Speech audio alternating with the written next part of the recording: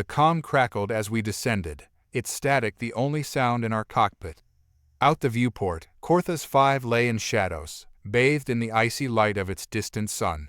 I clenched my teeth as we crossed into the planet's mesosphere, turbulence hitting us in irregular pulses, each one pulling at the worn edges of my nerves. The eerie silence below weighed on me, its stark contrast to what had once been a bustling base. Somewhere down there, only one survivor remained. "Running one last scan," Cale muttered beside me, fingers flicking across the panel. He was laser-focused, his dark eyes scanning for any telltale blips, any hint of activity. "Anything?" I asked, knowing the answer. "Still dead air," he said. "Place is as silent as it was an hour ago." Silent. It was a word that didn't belong on an outpost as advanced as Corthus 5. This base was a fortified research and training station, housing over 100 scientists, soldiers, and engineers. One of our most secure installations on this side of the galaxy. And yet, there hadn't been a single signal or distress call in 72 hours. That was why Command had sent us, to find out why. Our ship dipped below the clouds, and I caught my first glimpse of the station, a wide array of domes and corridors sprawled across the rocky landscape like a labyrinth. Cale punched in a final series of codes, guiding us toward the hangar, where the lights were dim but still on. At least the power hadn't failed, which meant the tech inside should still be functional, or close to it. We touched down with a soft shudder, and I felt the familiar grip of anticipation as we prepared to disembark. My partner flashed me a tense grin. "Just like old times, Commander," Cale said, slinging his pack over his shoulder. I forced a smile, nodding. Cale had been with me on dozens of missions, but this one was different. I didn't want to voice it, but there was something I couldn't shake, a feeling of unease that had settled deep in my gut from the moment we received our orders. We approached the airlock, and I tapped into the station's access panel. A chill breeze cut through the opening as it hissed wide, carrying with it a stale, metallic scent. We stepped inside, boots echoing against the deck. Cale activated the interior lights, and we found ourselves staring down a corridor that stretched toward the heart of the base. Cale's voice broke the silence. "Still no signs of life, but environmental controls are working, so, whatever hit them, it wasn't the atmosphere." That ruled out one theory, but it didn't exactly reassure me. If the environment hadn't killed them, then something or someone else had. We walked in silence, the dim lights overhead casting shadows on the walls. Rooms on either side lay empty, equipment untouched, and the cold air carried a faint, metallic tang. It was like walking through a ghost ship, and with every step, the questions multiplied. Where were the bodies? The equipment was intact, the power running, and yet not a single soul stirred. And then we found them, the doors that led to the main research chamber. The metal panels were warped, melted into grotesque shapes that told a story of intense heat or energy. Cale's face twisted in confusion as he knelt, running a gloved hand over the damaged edges. "Could be plasma fire," he said quietly. "But not ours. None of our weapons leave a signature like this." Cautiously, we edged inside. The space was vast, lined with terminals, workstations, and observation screens. But it was empty, save for a flickering holo display showing the last few seconds of a recording. On the screen was a man in a lab coat, pale and frantic, his eyes wide with terror as he spoke directly into the camera. "This is Dr. Mickle from Corthus 5 station. If anyone is receiving this, evacuate immediately. We've..." The screen distorted, his words cutting off into jagged fragments. "Contact with the specimen. It's awake. No one survive." The screen froze, his image contorted in fear, and then it went black, leaving us standing in silence once more. Cale exhaled slowly. "What specimen?" "I don't know," I said, feeling a cold chill run down my spine. "But if it's still here, we need to find it. And that child." There was only one survivor, a 9-year-old child who'd somehow survived what had wiped out everyone else. We found their records in the personnel logs. SC, child of Dr. Marina Clark, who had been part of the research team studying a classified object. There was no more information on it, just a file marked top secret. We combed through the rest of the chambers, our footsteps echoing against the walls. We reached the crew quarters at the end of the corridor, the doors sealed shut. I keyed in the access code, and the doors slid open with a metallic groan. A small figure was huddled in the corner of a cot, staring at us with wide eyes. The child had pale skin and dark, messy hair, framing a face that looked far older than its years. Despite the terror in their eyes, they didn't scream. They didn't even flinch. Cale took a step forward, lowering his voice. "SC, it's okay. We're here to help." The child blinked slowly, and I saw the spark of recognition.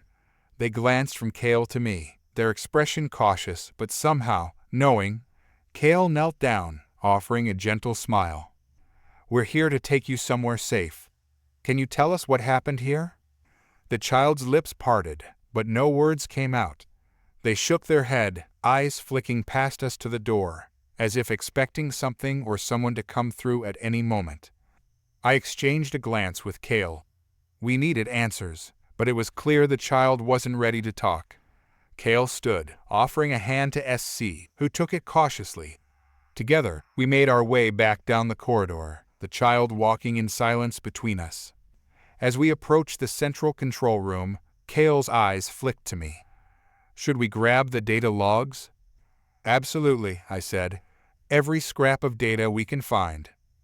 Cale got to work, fingers flying over the controls, while I kept watch. But the longer we stayed, the heavier the air felt, as though something was pressing down on us, squeezing the breath from our lungs. Then, just as Cale was downloading the last of the files, the lights dimmed, and a low hum filled the air. SC froze, their eyes widening in terror. I grabbed Cale's shoulder. "We need to go. Now." We took off down the corridor, South Carolina, clutching Cale's hand. The hum grew louder, vibrating through the walls, and the lights flickered, casting our shadows in strange, distorted shapes. I didn't look back, didn't dare wonder what was causing that noise. All I knew was that we had to get off this station before it was too late.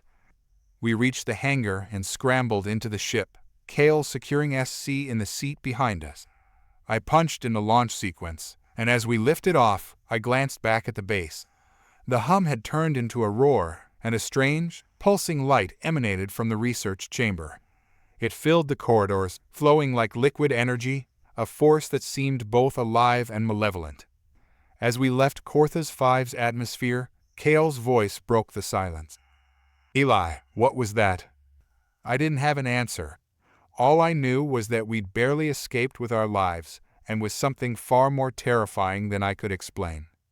The orbital station was cold, clinical, a floating fortress of metal and glass, light by harsh fluorescence. Back from Corthus V, we sat in a stark debrief room under the scrutinizing gaze of our superiors. The room's sterile silence was punctuated only by the occasional hum of machinery embedded in the walls. Cale and I had recounted every detail, everything we knew about the events on Corthus V, about SC, and about the strange, pulsing artifact we had retrieved. And yet, as we spoke, I sensed something off in the expressions of the officials around us. Something they were choosing not to reveal. I cast a quick glance at SC, who sat quietly beside us, their expression distant yet composed, their eyes flicking with subtle curiosity over each officer, as if gauging them in ways I couldn't comprehend. Cale noticed it too. I could tell from his faint frown. "Command is impressed with your retrieval efforts, Commander Eli," Director Lehan said in a carefully measured tone. He was one of the higher-ups, rarely seen outside critical missions. "The artifact is, as you've observed, unusual. Containment protocols will be heightened, and will begin a full study.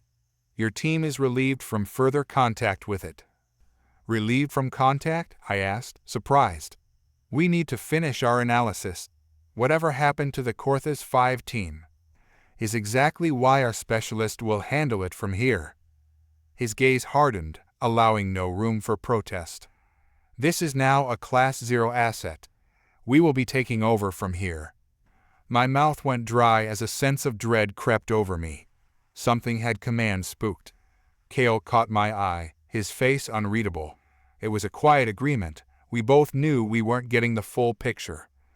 When we were finally released, Cale, South Carolina, and I walked the silent corridors back to the quarters assigned to us. I let the silence linger until I was sure no one was listening, then turned to Cale.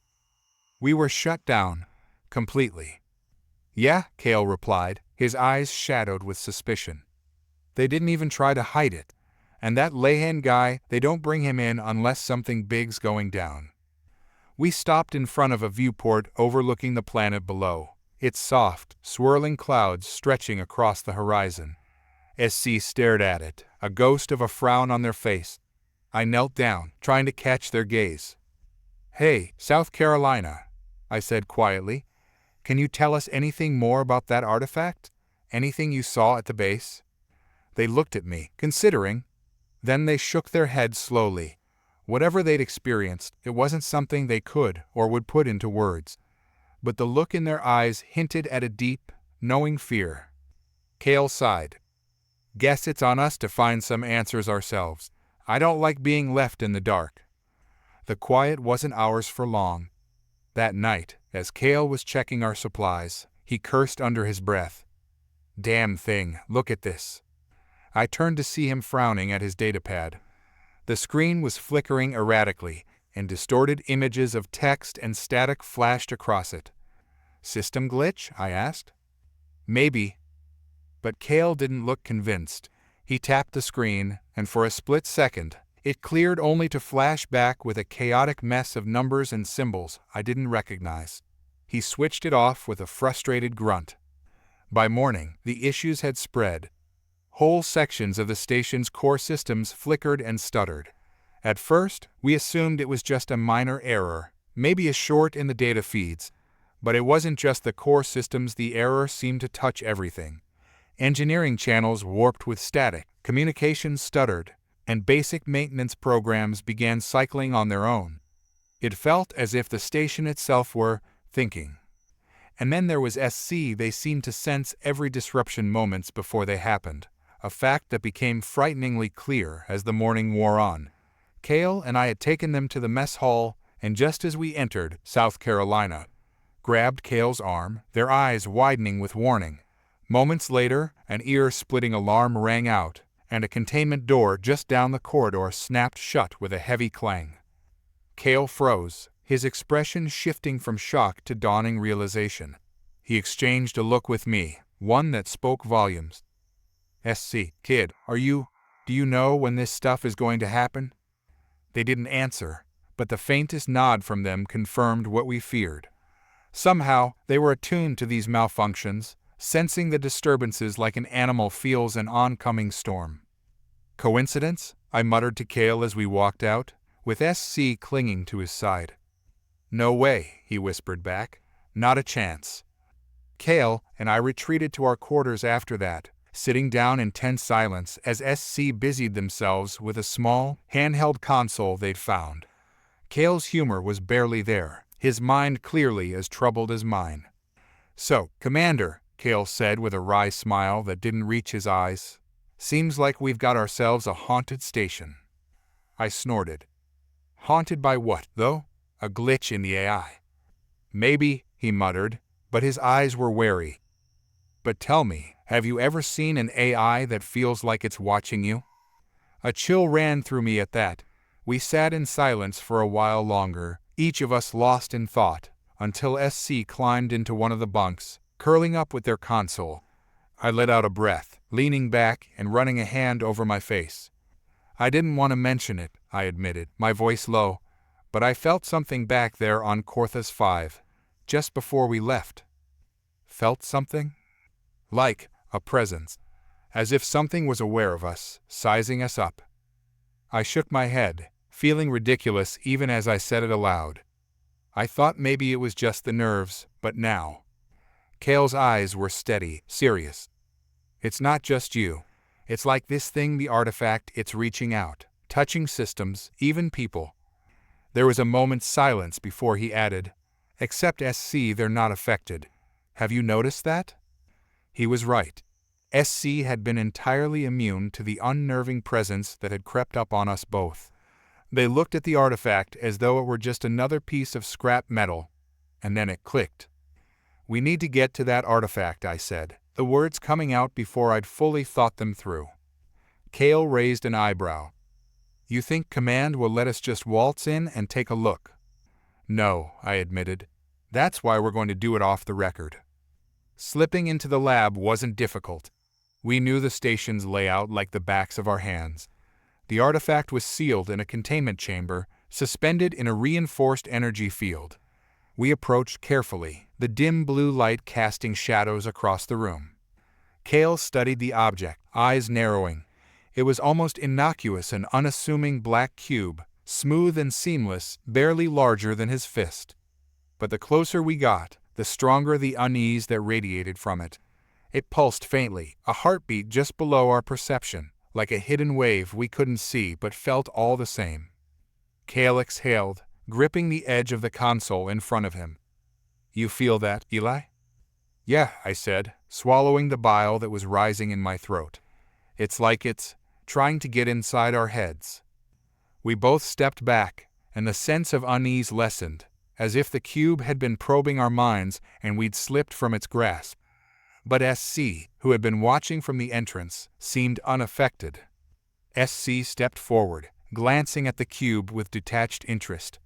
I noticed that when they looked at it, the artifact's pulsing slowed, its almost hypnotic effect diminishing. Kale watched them, his face a mix of curiosity and suspicion. "Why does it react to them like that?" I shook my head, the pieces not quite connecting. But before we could think further, a voice cut through the silence. "Commander Eli," it said, sharp and cold. We turned to see a team of scientists and security officials standing in the doorway, their expressions rigid. At their head stood Director Lehan, his gaze fixed on us with undisguised disapproval. "You were ordered to remain uninvolved with this research," he said. "And yet here you are, tampering with classified material." "We weren't tampering, Director," I replied, trying to keep my voice steady. "We're just trying to understand what killed our people on Corthus 5. We thought maybe—" "You thought wrong," he interrupted, eyes narrowing. "We have top specialists handling this artifact now. Any further interference will be treated as a breach of protocol." The tension in the room was palpable.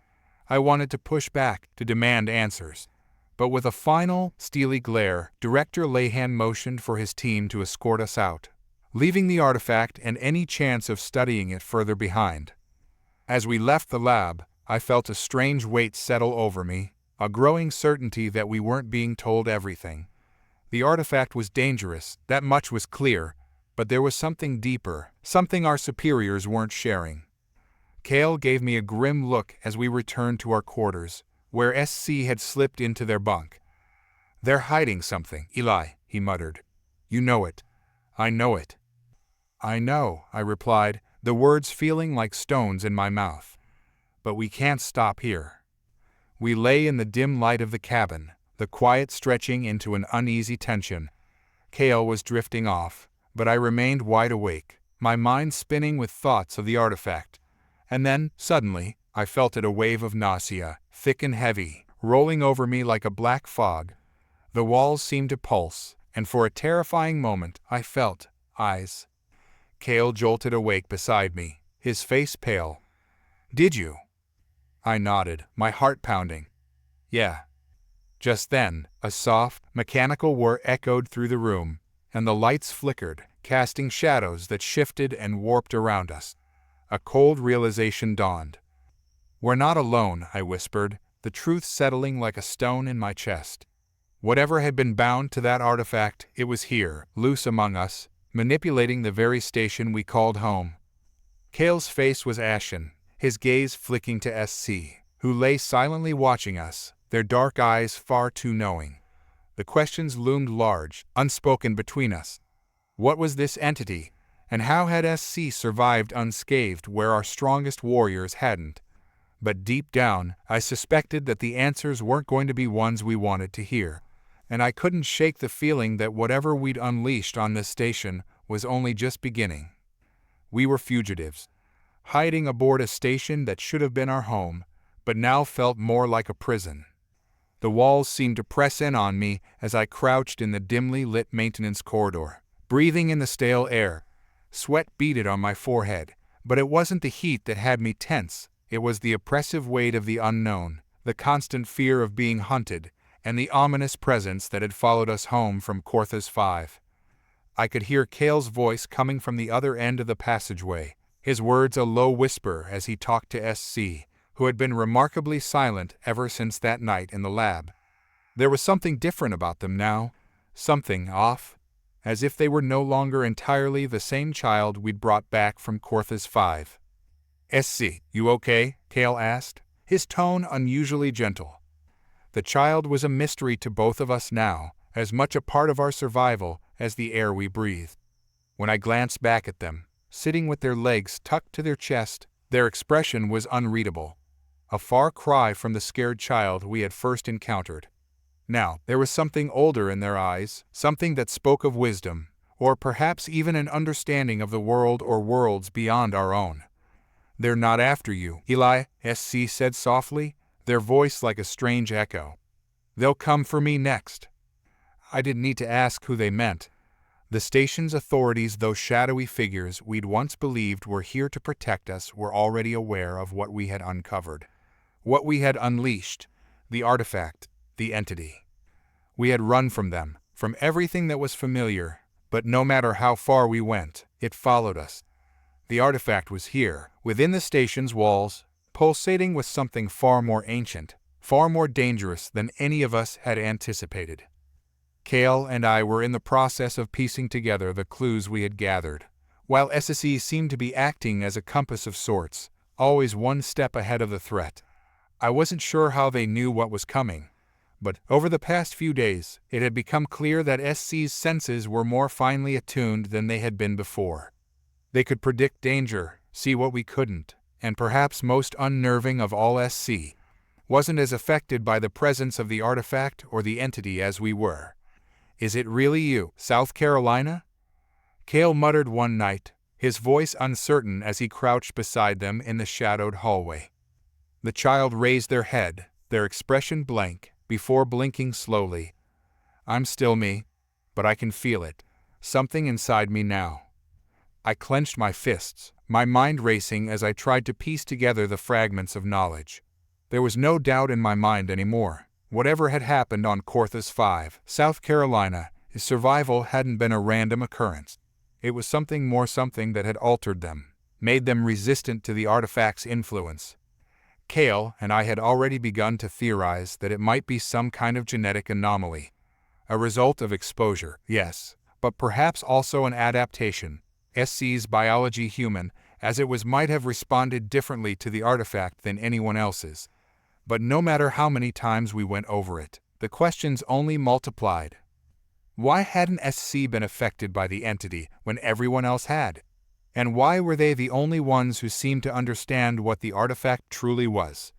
The answers, I hoped, lay in the station's communication systems. Cale and I had spent hours hacking into secure channels, digging through encrypted files that had once been buried under layers of military secrecy. What we found made my stomach churn. The mission to Corthus 5 hadn't been a random exploration. It had been deliberate. We weren't sent there to investigate a mysterious artifact. It was the artifact that had been the target all along. High Command had known about it, had intentionally exposed us to it, to test its effects, to see what would happen when human minds came into contact with an intelligence beyond our understanding. Our team, our comrades, hadn't died because of an accident. They had been sacrificed in a twisted experiment. "What kind of people are we dealing with?" Cale asked, his voice a rasp of disbelief. I couldn't answer him. We weren't dealing with scientists anymore, or even soldiers. We were up against something far more dangerous, an intelligence that viewed human life as expendable, a tool to be manipulated and discarded when it no longer served its purpose. The artifacts weren't relics, they were keys. Keys to an ancient power, one that transcended anything humanity had encountered before, and we fools that we had stumbled upon it. The station continued to degrade. Malfunctions became more frequent. Lights flickered, systems warped, and I started to hear things in the static voices, whispers, and an ever-growing sense of wrongness. The entity was inside the station now, its influence creeping through the walls, pulsing through the air. I couldn't help but feel the weight of it pressing against my chest, like the walls were closing in. The entity had followed us here, using the artifact as a conduit, and it was growing stronger by the hour. "We can't let it take over," I said, my voice hoarse with fear. "We need to destroy it." "Destroy it?" Kale said, looking at me with an expression I couldn't place, half disbelief, half something darker. "Eli, we're talking about something older than humanity. You think we can just blow it up and hope for the best?" I stood, pacing back and forth, my mind reeling with possibilities. "We don't have a choice. The artifact, the entity, they're going to keep spreading until it consumes everything." Kale's voice softened. "You know what we're facing, right? It's not just the artifact, it's whatever's attached to it. And if we go anywhere near it, we're as good as dead." I wasn't sure if I was trying to convince Kale or myself, but there was no other option. We had to try. The station was already on the verge of collapse, and whatever had taken hold of it was just getting stronger. "We'll have to get close," I said, forcing myself to sound confident. "We destroy the artifact from the inside." SC was quiet as they watched us. Their eyes, which had once held uncertainty, now held a strange kind of knowing. It was as if they understood what was coming better than either of us did. "I know what you have to do," SC said softly. Kale looked at them, his brow furrowed. "What?" "The artifact," SC repeated. "It's connected to something bigger. A presence. Something far older than anything you've encountered." I felt a cold chill spread through me at the child's words. They were speaking as if they had already seen it, whatever lay beyond the artifact, beyond the entity. It was almost as if they had glimpsed the future, or perhaps the past in ancient civilization, forgotten and lost, its knowledge buried beneath millennia of dust. But before I could ask more, we heard it, the hum. Low, resonant, vibrating through the walls. It was coming. We couldn't waste any more time. The final confrontation came in a flash, an explosion of sound and fury. The chamber holding the artifact was protected by multiple security layers, but that didn't stop us. Kale and I had planned our move down to the second, and with the automated defenses offline, we moved quickly, hearts pounding as we approached the artifact. The room felt colder now, as if it was being drained of warmth and life. The artifact sat on its pedestal, pulsing with an alien energy, its surface rippling as if something were just beneath it, waiting to emerge. "Get ready," I said to Kale, my breath shaky. "We have to do this now." Kale gripped his weapon, his eyes steely. "Let's finish it." I stepped forward, bracing myself, but just before I could take another step, South Carolina moved past us, their small figure glowing faintly in the dim light. Without a word, they reached out and placed their hands on the artifact. I felt the air shift. A strange, low hum filled the room. Then, silence. The artifact flickered, its pulsing slowing to a near stop. For the first time since we'd encountered it, it felt dormant. SC stood there, their hands still on the artifact, eyes closed. "I saw it," they whispered, their voice distant. "The worlds, the cities, the stars. So many lifetimes, so many minds." They turned to face us, their eyes wide with a strange, almost alien understanding. "Humanity is the key. We are the ones meant to unlock it." I didn't understand, but I didn't have time to ask. There was a violent whirring sound as the station's defenses engaged, and I knew that if we didn't move quickly, we'd be caught in the fallout.